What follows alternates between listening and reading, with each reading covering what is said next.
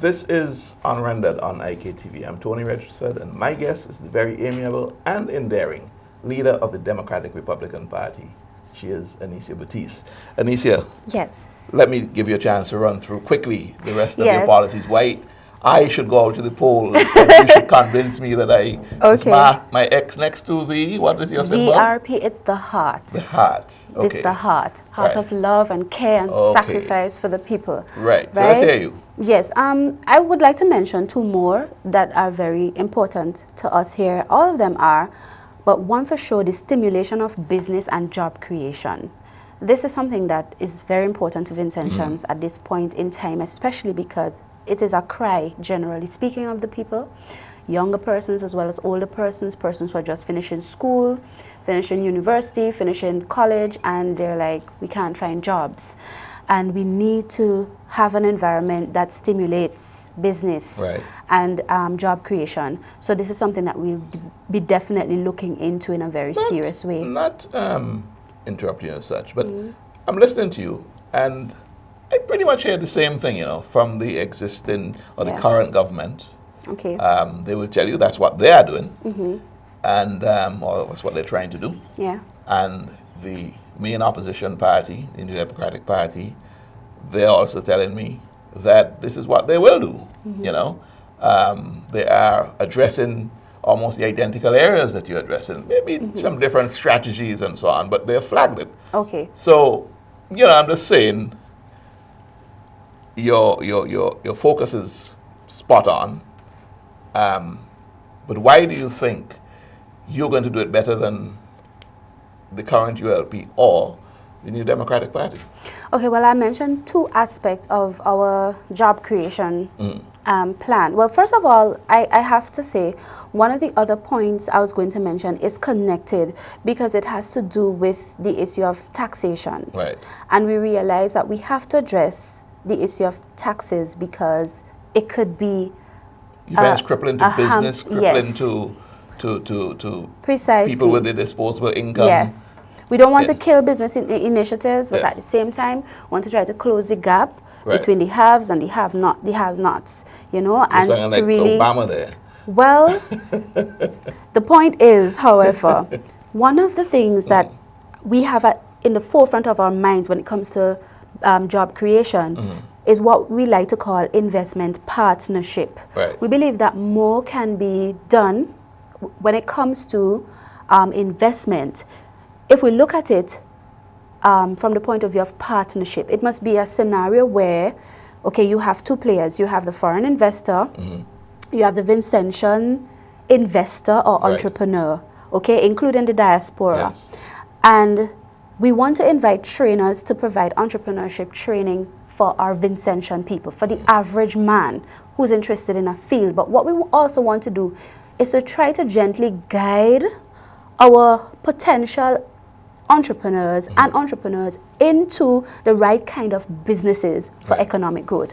We don't just want to have people sort of doing things helter-skelter. We want to understand what is happening out there, what is making money, where are the areas where we can get in and make money, and then help to guide them through providing training and matching them with investors, investment partnership, matching them with investors so the benefit could be mutual. So that an investor doesn't just come in, put down something, and then when he or she is tired or maybe sees greener pastures, gets up, leaves, and the Vincentians just had lower end jobs, so they can't continue anything.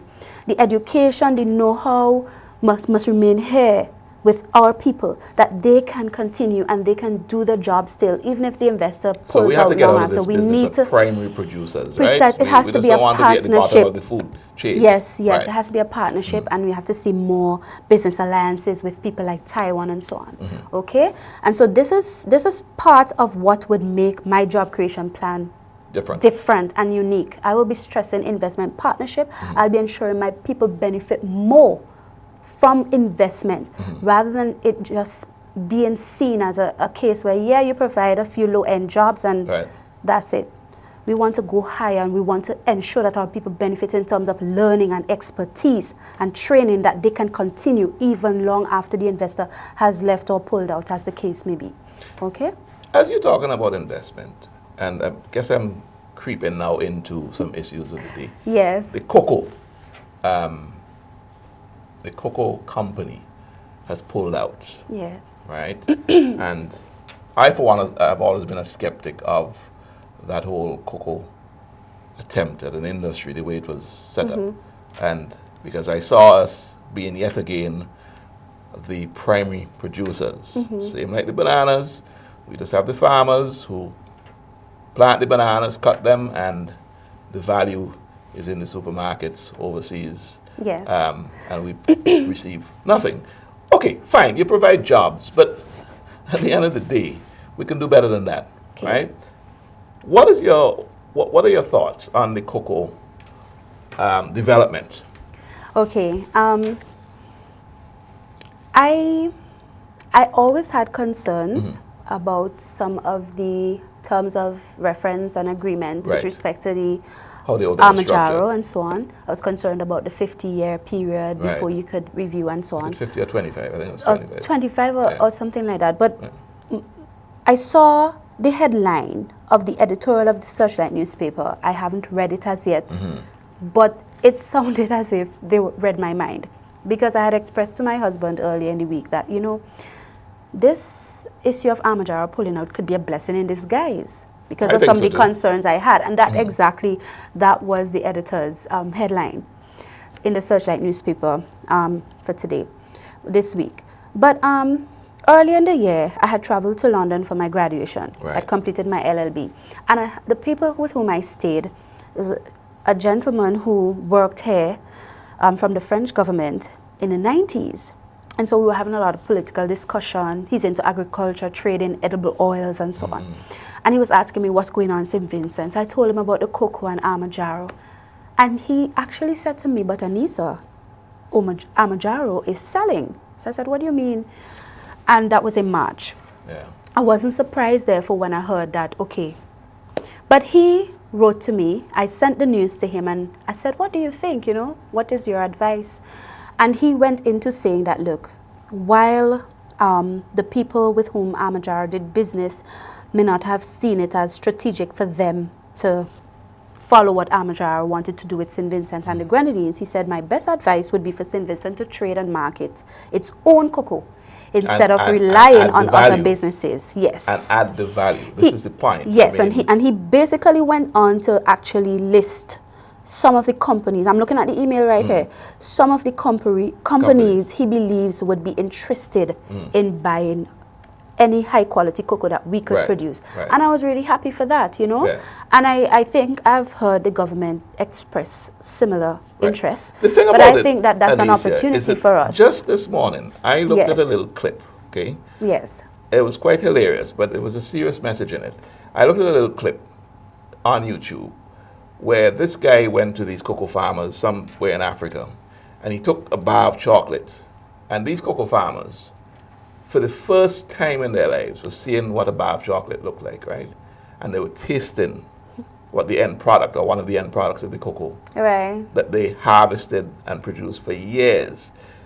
And of course, what jumped out there is the big disconnect. They are way down on the bottom of the food chain, right? And so far removed from the end product. And the end product is where the money is. And this is what I'm saying. Is the DRP going to, in its thrust, look at not just having us as primary producers, where we just produce the first stage of the product, but also get involved in the industry, the value add, the finished product?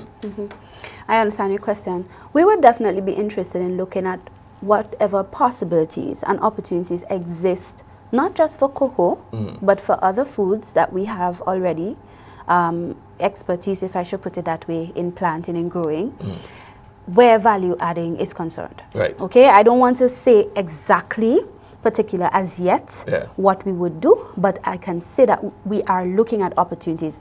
That's why I'm doing my research. That's why I have my colleague communicating to me and saying, hey, look, he said, you know, there are cocoa is a relatively small market still in the world and dominated by a few operators and few countries. So there's still opportunity for you to sell your beans directly, and of course for other things in terms of developing other products from the cocoa.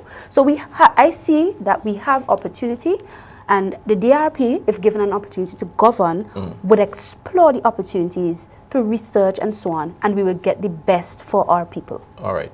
Now, I'm getting straight into some of these issues that are being ventilated now. You were talking about Taiwan. Yes, I mentioned Taiwan. Somewhere in your thing. And I'm seeing here in the newspaper, NDP's hopeful Ben Exeter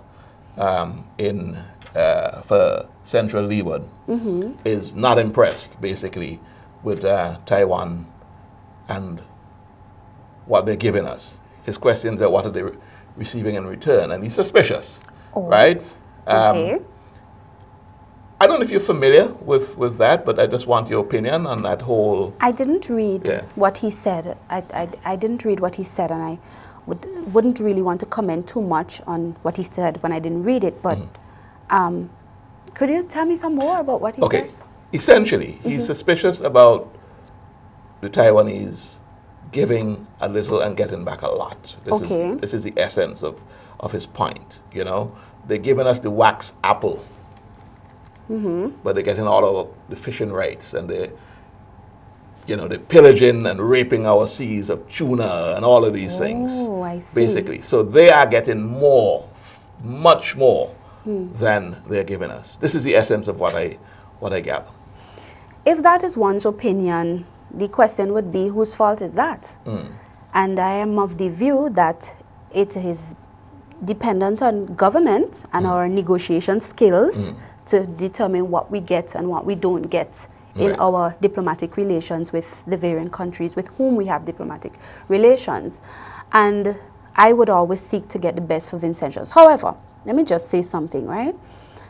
I would not be careless or irresponsible with my speech when it comes to, for example, our allies like Taiwan, because I've had first-hand experience with Taiwan, not only as a public servant having visited Taiwan. I benefited from attending a community tourism development workshop there in 2007, spent 3 weeks there with other Caribbean nationals, represented the Ministry of Tourism at the time.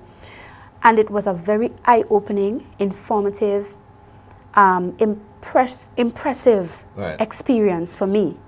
We learned a lot from what the Taiwanese were doing in various aspects of tourism development, community tourism development. And I walked away from Taiwan with an expression that they used at the time. They said there is no Taiwan miracle. And I felt that it was an opportunity for us as a country to realize that when we look at other countries and we see how well they're doing, such as Taiwan, for example, we need to recognize that it came by hard work and certain strategies and certain cooperations and so on. But let me be specific to bring you, let me get you back to the specifics. Okay. In your view, is Taiwan good for St. Vincent? I think they have been good to St. Vincent and the Grenadines. We've benefited a lot of scholarships for our students, ongoing and past. A lot of our students have walked away being bilingual and so on as a result of their experience in Taiwan, having the opportunity to speak Mandarin, Chinese, etc. We cannot deny the benefits that we have gained from being in relations with Taiwan. I believe, however, that there's a lot more that we could benefit from that we haven't tapped into. I do not want to be a government that is more concerned with a check here or there to build a bridge or a building here or there, but one that would really look at how we could benefit them in a more sustainable way, especially from the training, the sharing of training and knowledge, you know, and information in technology and agriculture, etc. But isn't that exchange already going on? Because you mentioned the scholarships. I believe we could tap into it much more. So you're saying there's more potential? Yes, I think there's much more potential. And I believe that, at least for the current administrators with whom I've interacted, the ambassador and so on, I believe that there is potential and opportunity to explore deeper opportunities and sharing of knowledge and training and so on. It really depends on the government of the day, what you're asking for and what you're looking for. I have met with the ambassador. I have presented the DRP to him. I've expressed interest in traveling to Taiwan again to be able to meet and discuss issues of technology and agriculture and so on, because I think it's very important. So would you say, and I'm being a little mischievous here, would you say that NDP's hopeful Ben Exeter may be a bit callous in his in his statements? Well, because I did not read his statements myself, I would be very careful on how I comment on what you're telling me. However, if he would have expressed an attitude that suggests that we're not really benefiting from Taiwan and why are they really here, I would say that that would be extreme and it would be even irresponsible if that is what was the essence of what he expressed. We're going to hold it there because we're at the end of the second segment. Okay. We're going to come back again with some of the topical issues All right, when then. we come back. This is Unrendered on IKTV. My guest is Anesia Baptiste. She is the leader of the Democratic Republican Party. More when we come back.